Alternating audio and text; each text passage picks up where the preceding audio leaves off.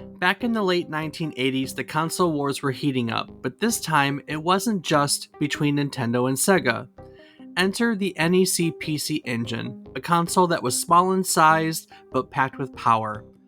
Also known as the TurboGrafx 16 in North America, the PC Engine was a revolutionary system that introduced CD-based gaming to the world and brought some of the best 2D visuals of its time. Yet, despite all of its innovations, it never quite found the same success in the West as its competitors. Today, we're diving into the history of the PC Engine, its technological breakthroughs, and why it struggled to compete outside of Japan.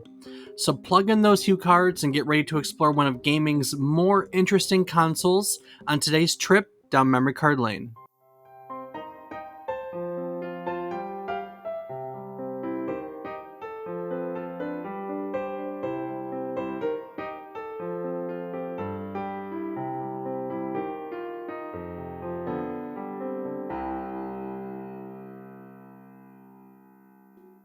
Good morning, good afternoon, and good evening.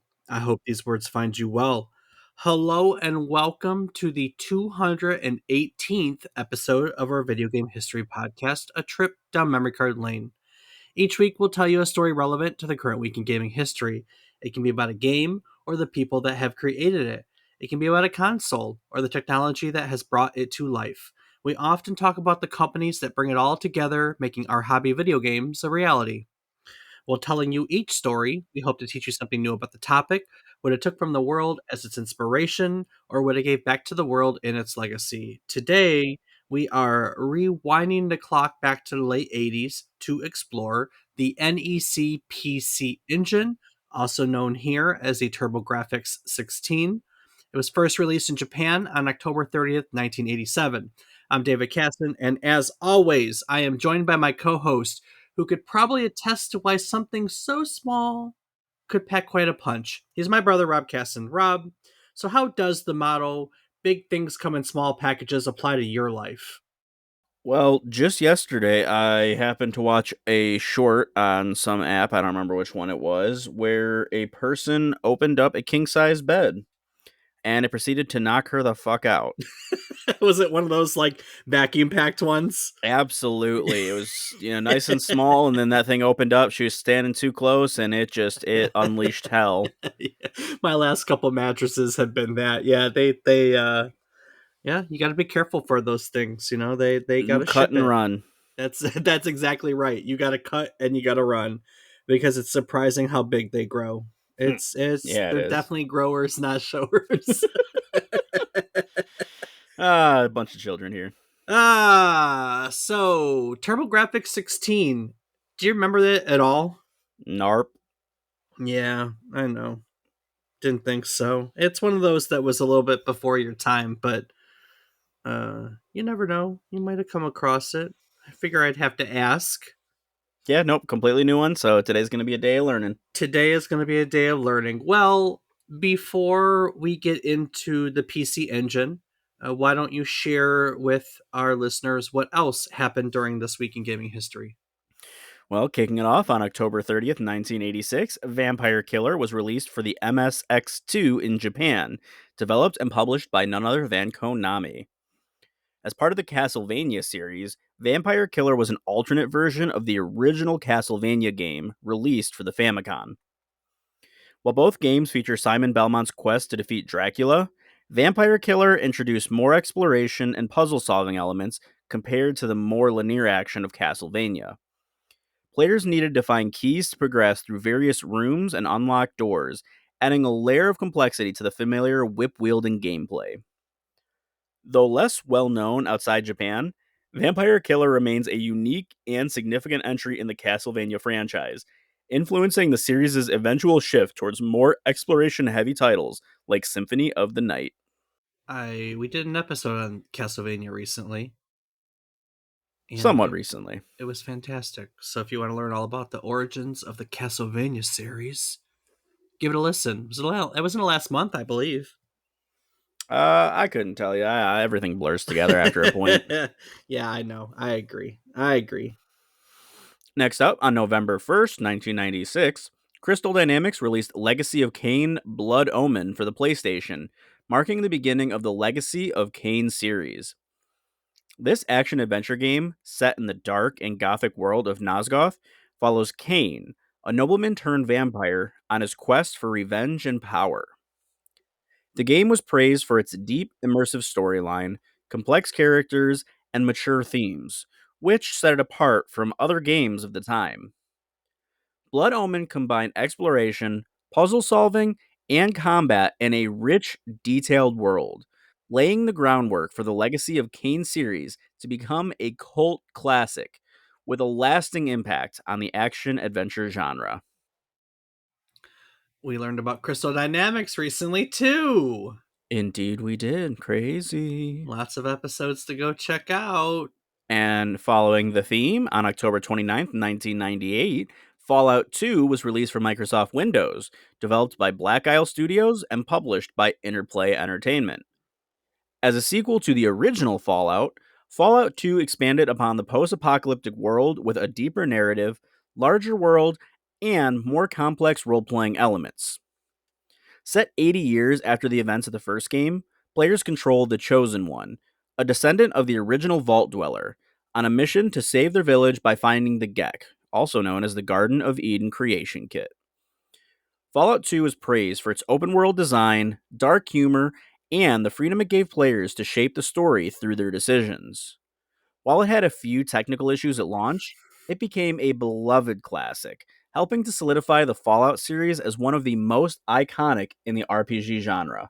We learned about the origins of the Fallout series in 111, long time ago. Indeed, so go check it out. But speaking of a long time ago, Absolutely. Back to episode 61 on this one. mm-hmm. On October 29th, 2001, Motor City Online was released for Microsoft Windows, developed and published by Electronic Arts. This online multiplayer racing game allowed players to race, customize, and trade vintage cars from the 1930s through the 1970s in a persistent online world. Motor City Online focused heavily on car culture, offering extensive customization options and a player driven economy where users could buy, sell, and upgrade vehicles. Despite its innovative approach to online racing, the game struggled to maintain a strong player base and was ultimately shut down in 2003. While it was short lived, it remains a notable experiment in the evolution of online multiplayer racing games and car customization. So, if you want to learn more about it alongside the history of the racing MMO genre, go check out episode 61. Yeah, go check out episode 61. And last up for this week, on October 27th, 2017, Nintendo released Super Mario Odyssey for the Nintendo Switch, marking a triumphant return to the open world, exploration based gameplay of earlier 3D Mario titles like Super Mario 64 and Super Mario Sunshine. In Odyssey, players embark on a globe-trotting adventure with Mario as he tries to rescue Princess Peach from Bowser's wedding plans. The game introduced a new mechanic involving Mario's sentient hat, Cappy, which allows him to possess and control various objects and enemies. Super Mario Odyssey was universally praised for its inventive level design, vibrant worlds, and sheer sense of joy and creativity. It quickly became one of the best selling and most acclaimed games on the Switch, solidifying Mario's legacy as an enduring and adaptable gaming icon. Enduring and adaptable. Indeed, and that was such a fantastic game. Odyssey was a great game. It It was was an excellent addition to the Mario Brothers universe. indeed. But that's not what we're here to talk about, Dave, so why don't you kick it off with today's topic? Let's kick it off. Well, you may not know the name, or if you do know the name, you probably don't notice its significance. But for a short while, in the late 80s, early 90s, the Nippon Electronic Company, or NEC, played a significant role in the video game industry. Of course, when the company was founded by Kunihiko Iwadare and Takashiro Maeda in August of 1898, video games weren't even a twinkle in anybody's eye. So when NEC was founded, it was for the production, sales, and maintenance of telephones and switches. And for a while, times were good. Between 1899 and 1907, they helped see the number of telephone subscribers in Japan rise from 35,000 homes to 95,000 homes. In 1908, Japan and China implemented a telegraph treaty to improve communications between the peoples, upon which NEC decided to enter the Chinese market. Later that year, they also decided to move into Korea as well. So things were happening.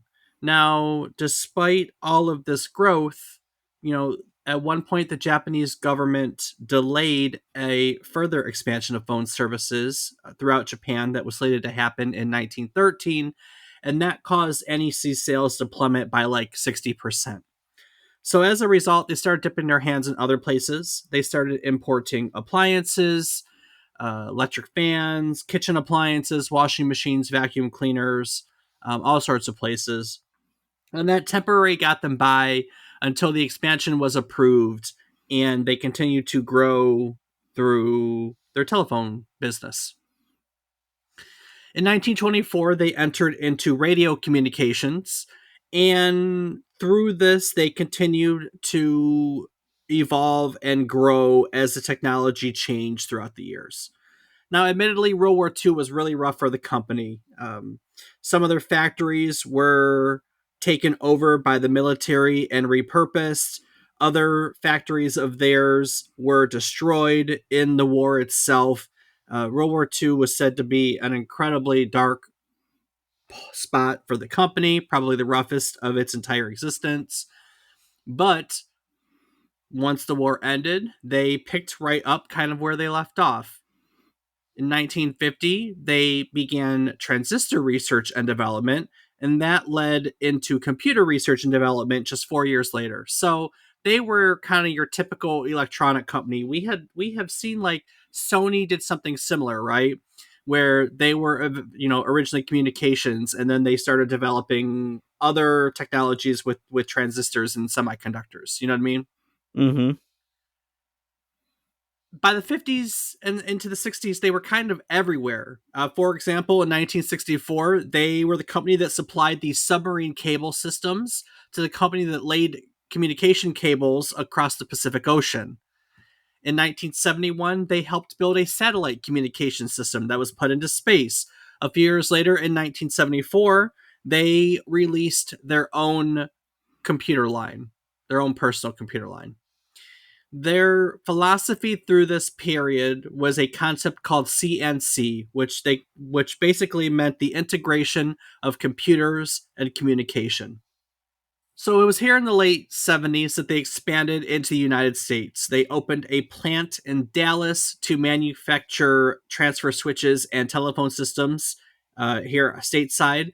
They also acquired a California company that allowed them to conduct semiconductor chip production here in the United States. So things were going good. In 1981, they introduced their PC 8800 personal computer, and this allowed them to quickly become the dominant leader of the Japanese PC market, whereas they held an 80% market share on that market, which is nuts.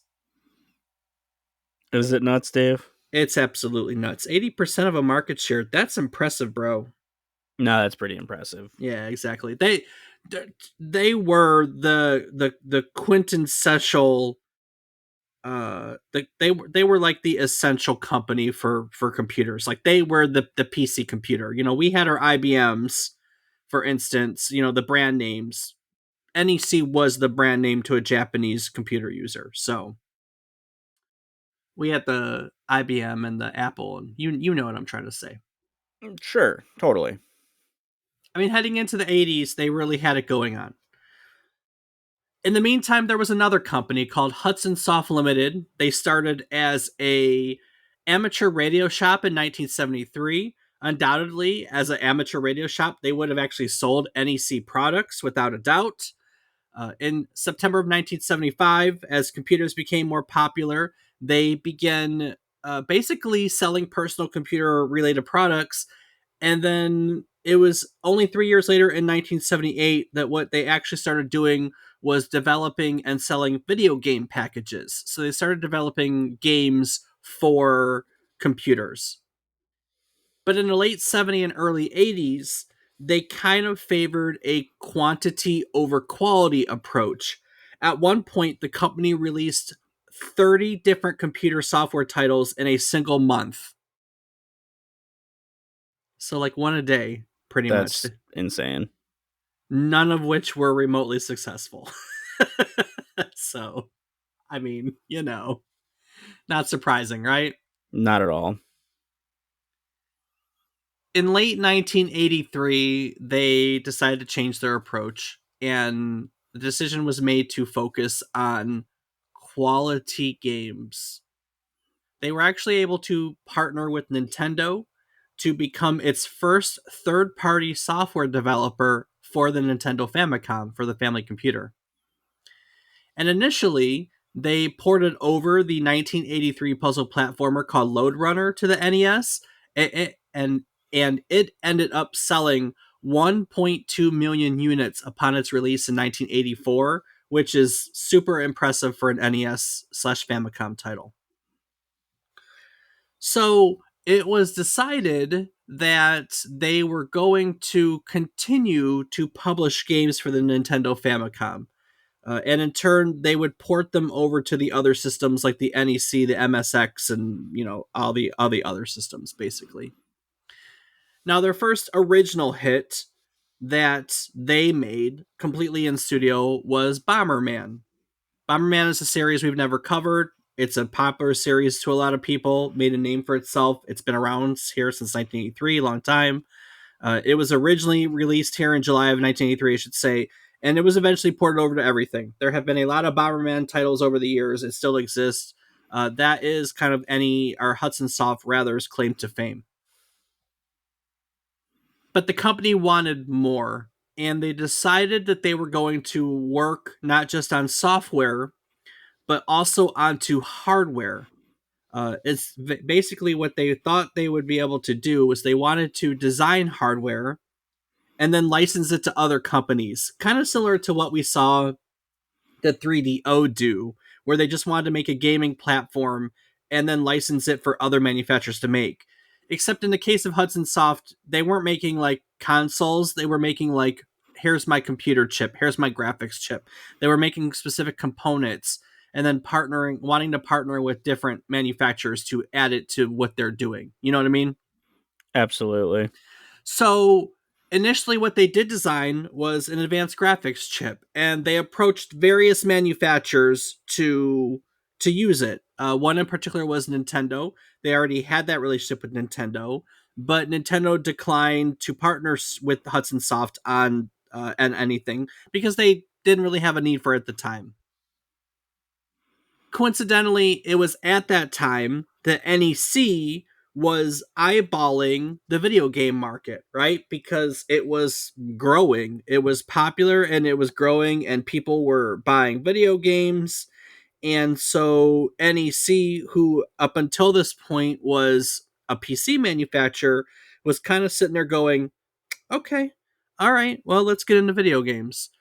And in order to do so, they started approaching various video game studios for guidance because they really didn't know what to do. So they kind of went to these different studios and they were like, "Hey, what would you like to see in a new console? How can we partner? What can we do to make it happen?" And it was kind of in this way when one was looking to sell its designs and the other was looking to get into the market that Hudson Soft and NEC found one another. A conversation was had, and they agreed to jointly develop a new video game system. This system would be known as the NEC PC Engine. Now, the PC Engine was marketed as the first console of the fourth generation, aka the 16-bit era. However, the PC Engine has an 8-bit computer, but a 16-bit graphics processor which makes its claim of being the first 16-bit console a little misleading. But unlike all of the other console manufacturers that we're used to, that were looking to make their units physical centerpieces in their entertainment center, big, bold, futuristic statements, the PC Engine was small and sleek. In fact, the console only measured 5.5 inches by 5.5 inches by 1.5 inches. Damn. That's it impressive. it still remains one of the, if not the, it's the actually smallest major home gaming console ever made. Now, I know we're talking, and that's probably hard to put into perspective. So let's talk about the NES cartridge, because I'm assuming everyone here has seen the NES cartridge. It's very iconic. We know what it looks like. The NES cartridge, the length of it was 5.25 inches. The width of it was 4.75 inches, and the thickness was 3/4 of an inch. So imagine the length of an NES cartridge. Give you a little bit more to it, literally 1/4 of an inch to it, and then square it, and then double the thickness of that cartridge, and that's the size of the console that the PC Engine's console, which is Just mind blowing. right. I mean, right. I mean, the cartridge is almost half the cartridge. Not the cartridge. I'm sorry. The controller was pretty much half the size of the console. Like it was literally, it was literally half the size of the console. At a time when cartridges were the dominant media, I think it's obvious that you can't really use a cartridge that's the same size as the console, right? So there's, you think about it, the NES cartridge and the PC Engine, very similar size, so that doesn't work. So the PC Engine for media actually used something called a HuCard, HuCard, which, best as I can describe it, it looks pretty much like a modern SD card. It is a plastic card with exposed metal connectors on the end. It looks almost identical to an SD card. The sizes are obviously a little different. Connectors are, it has more connectors because old school. But that's what it looks like. Like it looks like a modern memory card and a console in the late 80s. It's pretty cool, honestly. It's pretty damn cool. When software developers heard that NEC, the dominant PC manufacturer, and Hudson Soft, who was at this point, because of the success of like Bomberman and stuff, they were a highly respected software manufacturer. When other companies heard that these companies were jointly developing a console, they showed up. Like Konami, Namco, IREM, many other developers than these, they all agreed to develop games for the PC Engine. Not only did they agree to develop games for the PC Engine, but they brought like their franchises. They didn't hold back. It's not like they made some weird unknown games for the PC Engine. They brought some of their most treasured franchises and agreed to develop it for the PC Engine. So you have strong commitment from so many prominent video game studios, and you couple that together with a system that's marketed as a 16-bit system that's incredibly small, that uses cool sleek memory, this really impressive technical marvel in video games, so to speak. And you have a lot of hype, frankly. People were excited for it. And so when it was finally released on October 30th, 1987, it was incredibly successful, at least for its Japanese release, which is what we're talking about. It actually sold 500,000 units during its first week, effectively dethroning the Famicom as the top selling console in Japan at that moment. So the console was riding high. It had a decent library in it. It had a lot of people buying it. It was They were good games. The system itself was a technological marvel. NEC and Hudson Soft, they were riding high. So a decision was made to keep pushing their success. The following year, in December of 1988, they released an add on for the PC Engine. It added a CD ROM drive to it, so it was called the PC Engine CD ROM Squared. And this made the PC Engine, with its add on, the first video game console of any kind to use CD ROM as a storage media. Also, as we learned in the Mist episode, uh, actually the very first video games that ever used CD-ROM were here on the PC Engine console, as opposed to on PC computers, like some of us, like the story goes. There's always been some debate over that, because Myst or some of the other games that the company that made Myst, that I can't think of right now, did. One of their games they claims to be the first PC CD-ROM game is what they claim now, but it used to be the first CD-ROM game until someone put the timelines together and realized that December of 1988, with the CD-ROM add-on, actually had video games on on CD-ROM a little bit sooner. So that's my story, and I'm sticking to it. So we have the first video game console to use CD-ROM as a storage media. As this team is gearing up to launch this add-on in Japan, there was another team at NEC that was tasked with expanding this console into the American market. So when you do that, typically you start with market tests, right? You go and you do a, what's the word I'm looking for? Where they put people in a room and ask them questions about it. I don't know. Something steady. Yeah, something out there is going to find it. So anyway, so they do this market test. They ask all these questions, and they find out some things. They find out, first of all, that American consumers weren't very keen on the name PC Engine. At the time, PC gaming wasn't really popular. It wasn't prominent like console gaming was. So it really did them no favors to associate themselves with PC in the gaming sense. So PC Engine kind of fell flat for American consumers. And then also, they found that American consumers preferred larger, futuristic designs, and they shunned the small size of the console.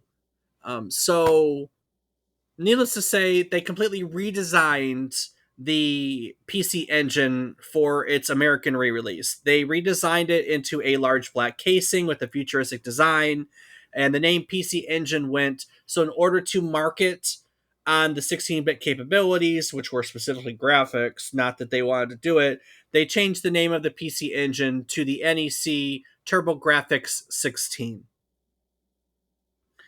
So the TurboGrafx 16 ends on being released into two test markets, that is New York and Los Angeles, in August of 1989. However, this was only 2 weeks after Sega released the Sega Genesis into the same test markets. And for many reasons, the TurboGrafx did not stand a chance against the Sega Genesis. For starters, Rob, Sega already had a lot more name recognition. First of all, thanks to its arcade offerings.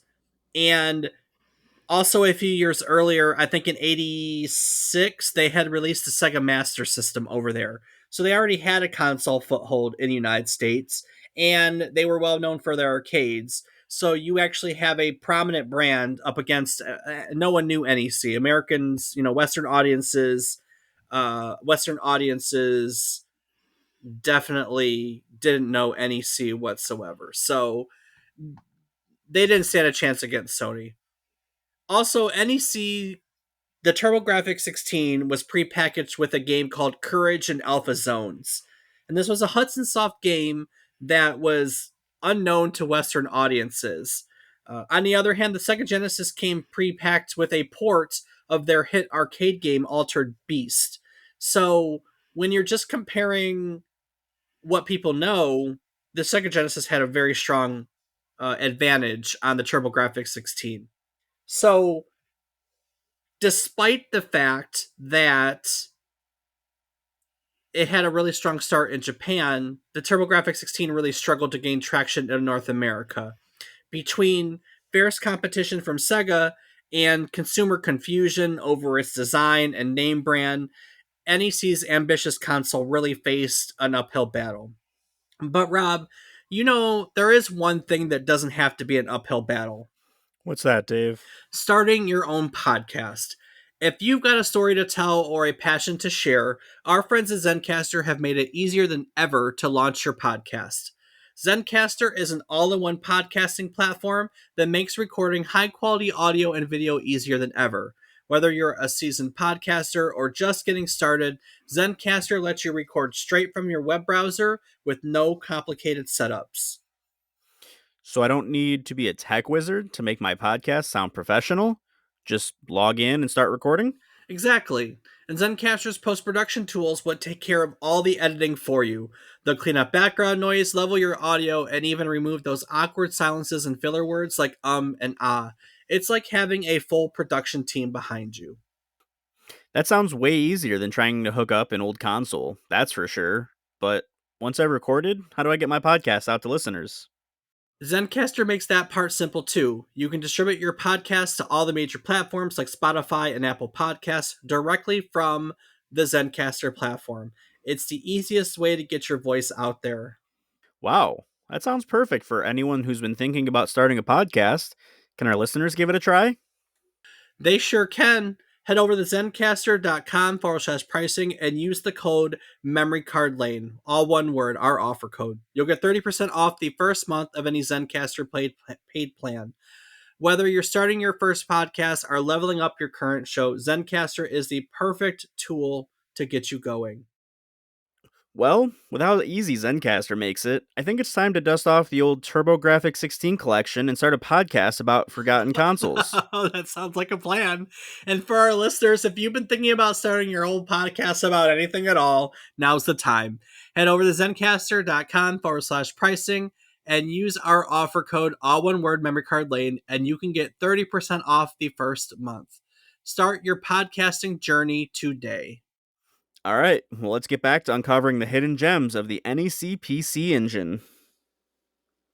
So, pushing forward on the technology front, NEC continued to release add ons for the PC Engine.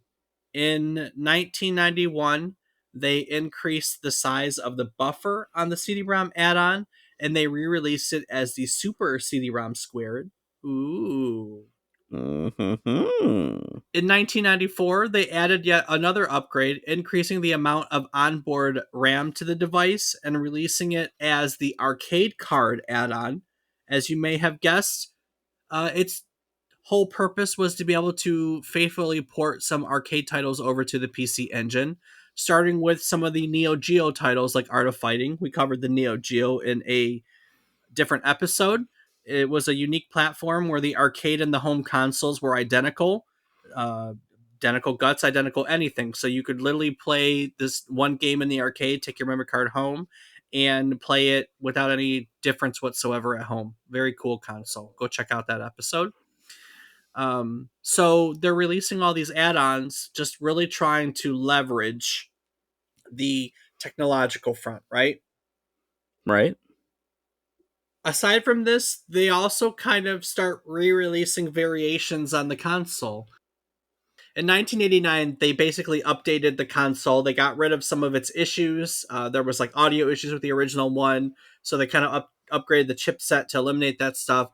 And then they re-released the base console as what's called the core graphics.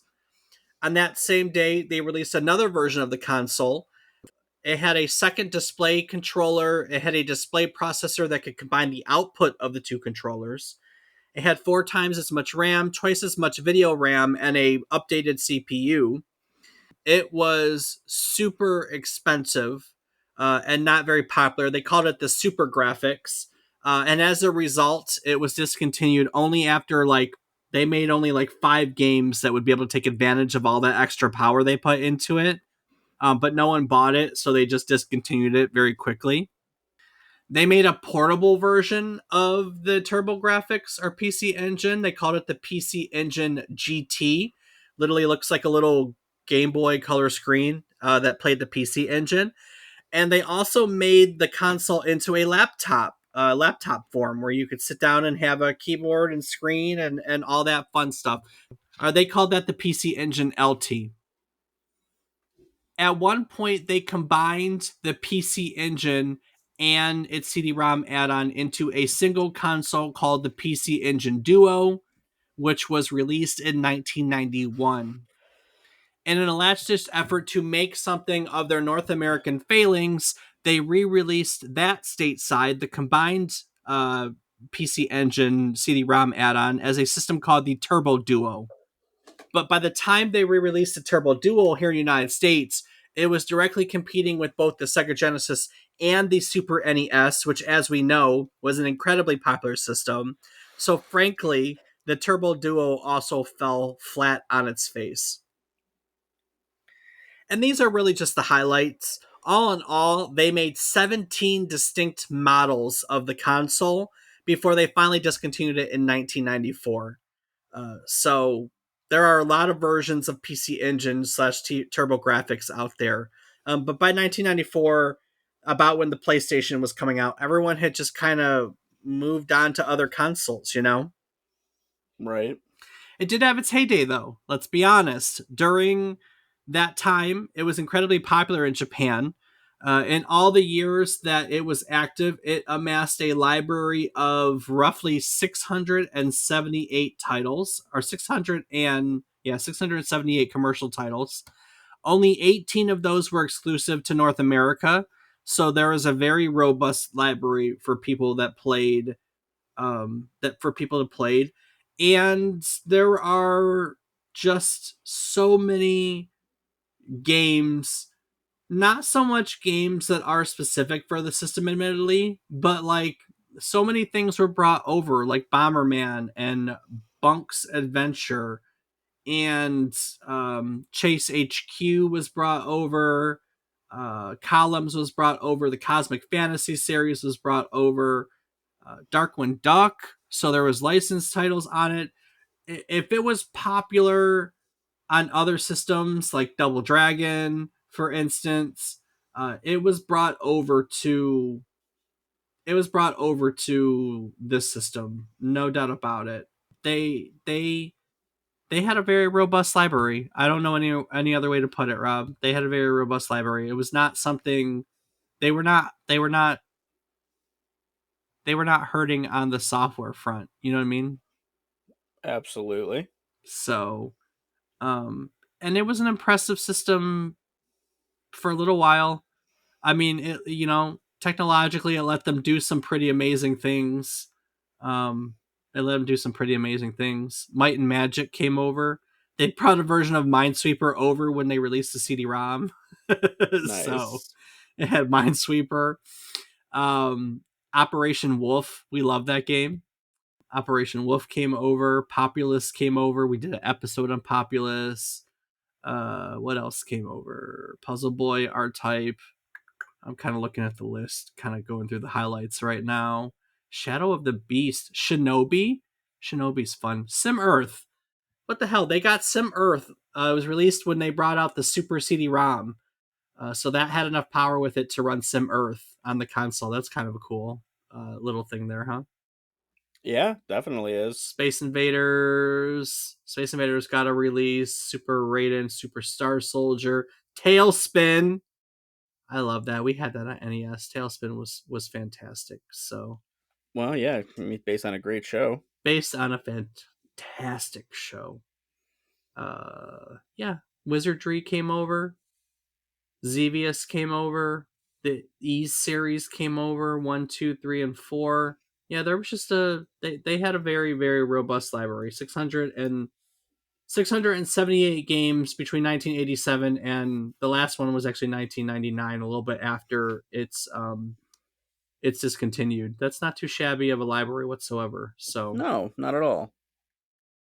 in the end, though, 1994, it was time to call it. Like I said, other consoles had taken its place. The PlayStation was out. The Nintendo 64 was there. Yeah, I mean, it was just the fourth generation was dead, and it was time to move on. So they just continued it. NEC did try, admittedly, one more time to get into the video game market. In 1994, they released one more model, one more last hurrah called the PCFX.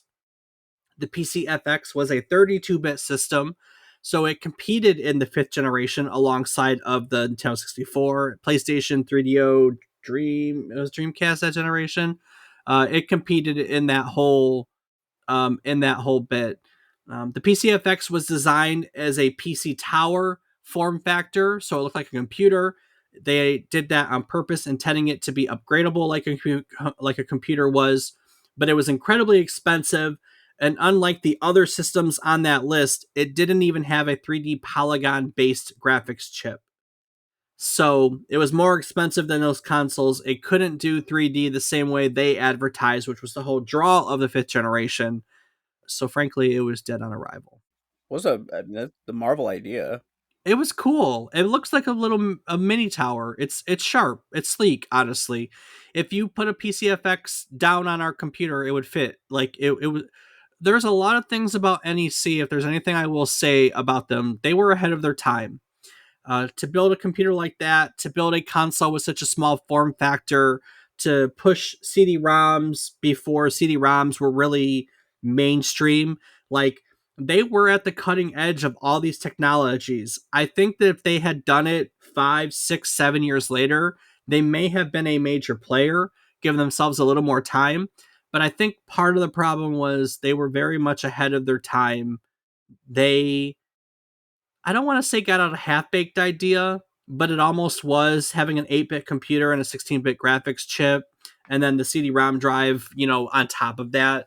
If they had kind of lined it up with 16-bit across the board, or even if they had done the 32-bit with 3D polygons, they might have made more of a dent. But they didn't. They made the PCFX, and it failed, and so they decided to get out of making video game systems.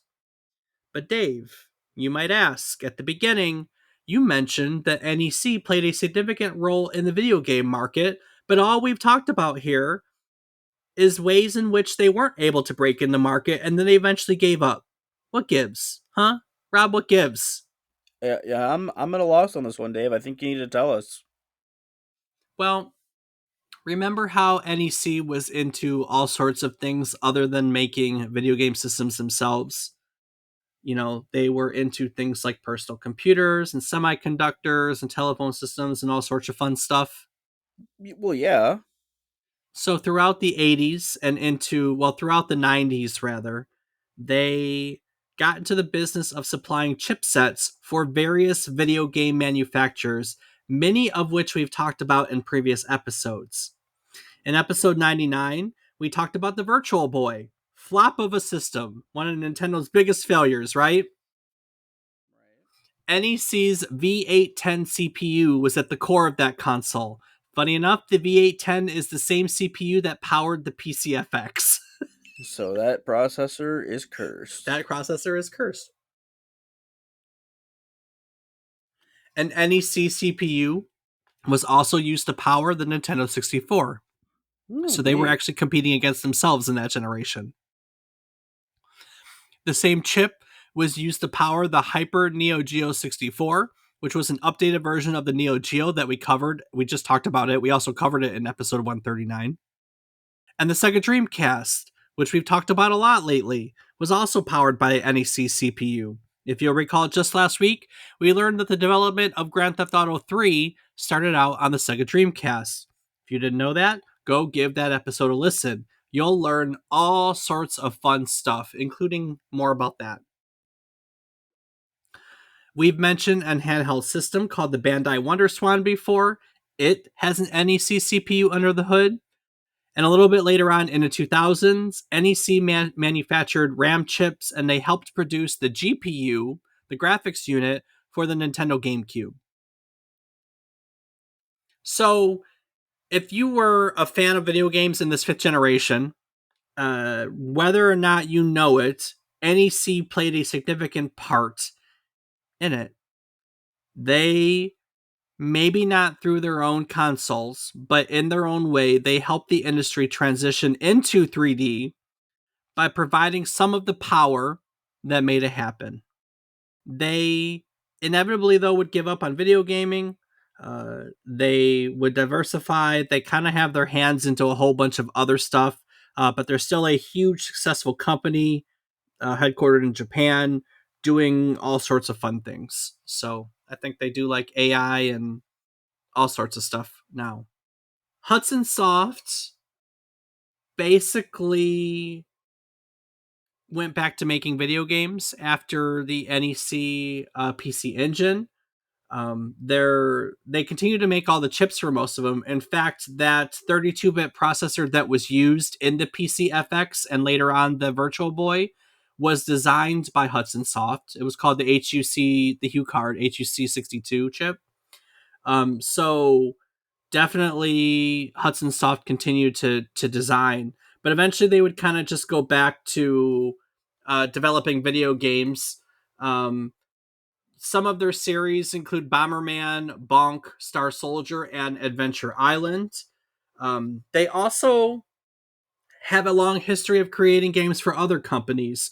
Their most popular game that they have created that's more known by another company, they created the Mario Party series, Rob. So, Really? yep, the first 8 console installments and the first 2 handheld installments were all developed by Hudson Soft. They probably would have continued that, but at that point, Konami bought Hudson Soft, and then Mario Party 9 and all the games afterwards were created by another Nintendo subsidiary. But they did. They created the first 8 Mario Parties. Hmm. Very nice. Very, very nice. So yeah, so they've been doing stuff for years, like years and years and years and years, you know. They would eventually, like I said, they would eventually get acquired by Konami and become defunct to 2012. The company went under in 2012. So, Ah, boo. I know. It sucks when things like that happen. um when they merged, that was actually when they merged with Konami. They merged with Konami. They weren't really bought by Konami. They merged with Konami. And when Hudson Soft merged with Konami, obviously since we know Konami's still around, we know who won that battle.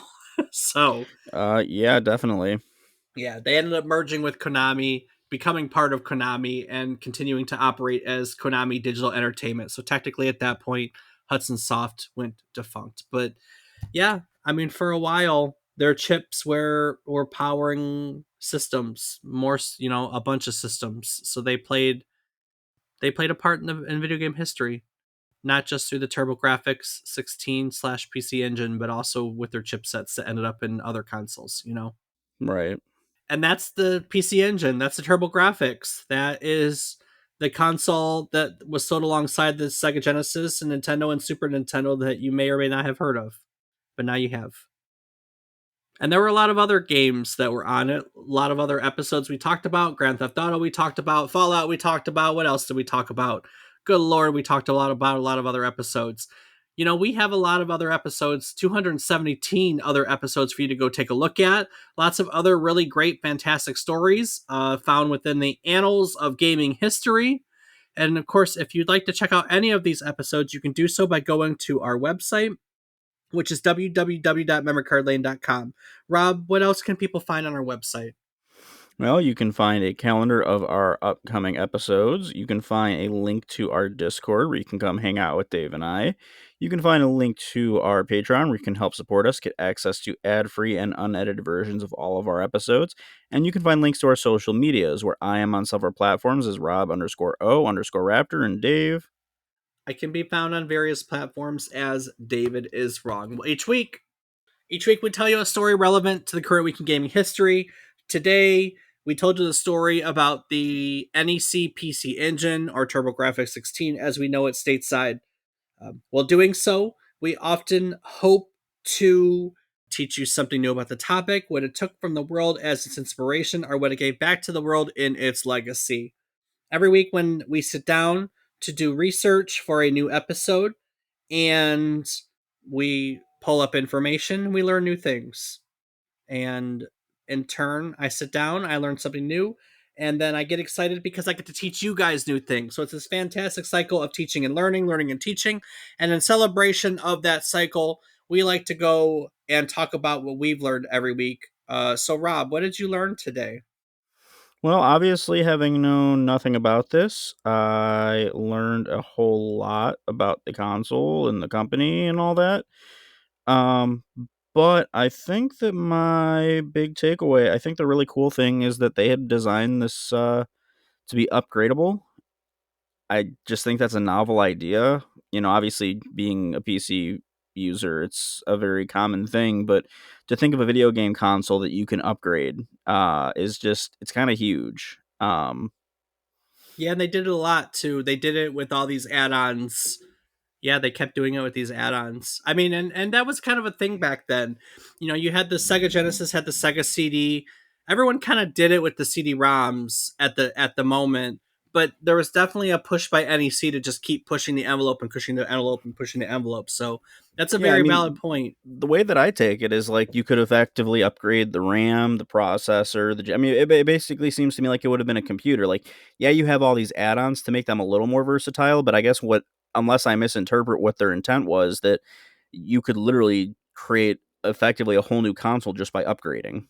Well, you could do that with the PCFX essentially, but with the PC Engine itself, that was more accessory add-ons that could do it. You couldn't really open up that system and do that. But what they did is when they started doing add-ons, they basically had a base station that you would like plug the console into, and then it would have the add-on like side by side, and that add-on would have the increased buffer, the increased RAM, or so on and so forth. So it wasn't so much an open and upgrade, but as it was, these add-ons would increase the specifications of it. But you're right; they kind of beat everyone to the punch because there wasn't a whole lot of that was happening up until that point.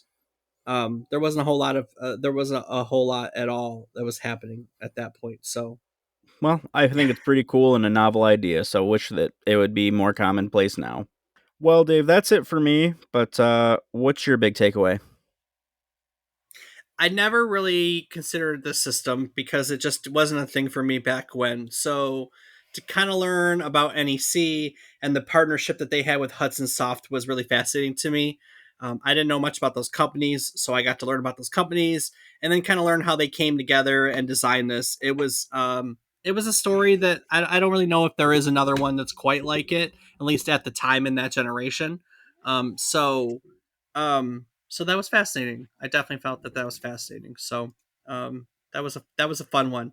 We just filled in one more gap in our console history library. So Indeed, we did. all right, Rob. Well, before I take it out of here and look at next week, is there anything that you'd like to add to today's episode?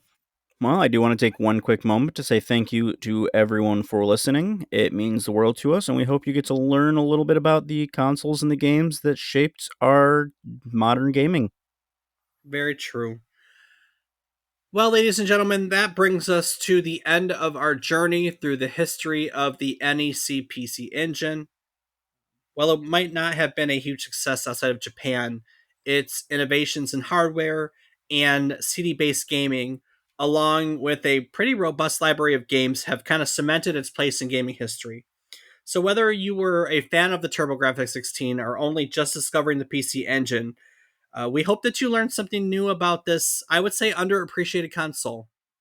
Next week, though, we're moving away from these kind of 2D classics to the ambitious world of Shenmue, one of the most influential and groundbreaking games of its time. Released for the Sega Dreamcast, Shenmue set the stage for modern open world games with its detailed environments, real time systems, and immersive storytelling. We're going to explore the game's development, its legacy, and kind of talk about why it remains a cult favorite among fans. So join us next week as we embark on another trip down memory card lane, dive deep into the world of Shenmue, and get our groove on. Rob, do the thing. Skibidi dum ba ba ba bum doo ah.